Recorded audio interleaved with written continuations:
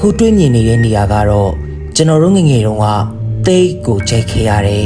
ဖီးမက်ဆက်လန်းကိုစတင်စီခဲ့တဲ့နေရာပဲဖြစ်ပါတယ်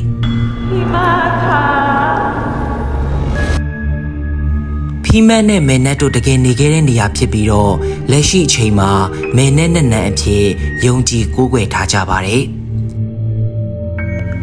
အခုတွေးမြင်နေရတဲ့လေကိုလည်းသူတို့စီးခဲ့တဲ့လေလို့ယုံကြည်ထားကြပါတယ်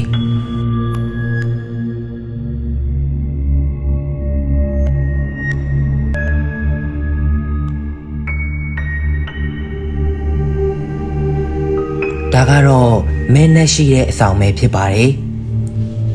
ယုံကြည်တဲ့သူတွေကတော့မဲနက်စီမှာစီးပွားရေးလက်လာပါကောင်းဖို့နဲ့သားသမီးရဖို့အတွက်လာရောက်ဆုတောင်းကြတယ်လို့သိရပါတယ်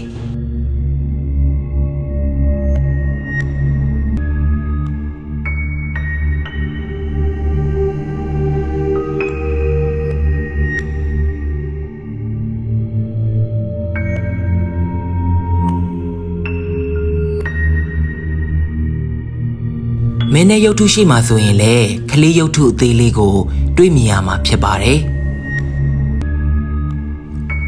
ယုံကြည်ကိုးကွယ်သူတွေကတော့မင်းနဲ့အတွက်လူဝယ်ပစ္စည်းတွေကိုလာရောက်ဆက်တာကြပါတယ်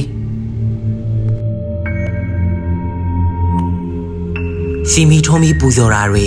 အမွေးတိုင်နဲ့ပူဇော်တာတွေပါတွေ့ခဲ့ရပါတယ်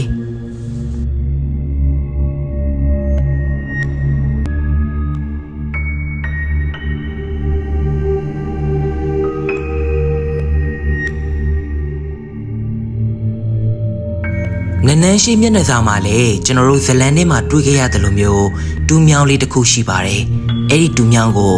Pragnon တူးမြောင်းလို့ခေါ်ပါတယ်။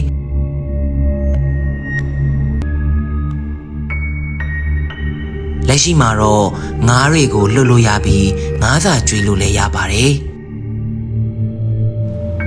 မင်းနဲ့နန်းကိုလာခြင်းနေဆိုရင်တော့အိုနွတ်လမ်းမကြီးနဘေးဖီးဖဲဖားကဲအရှိမတည်ရှိပါတယ်ခင်ဗျာ။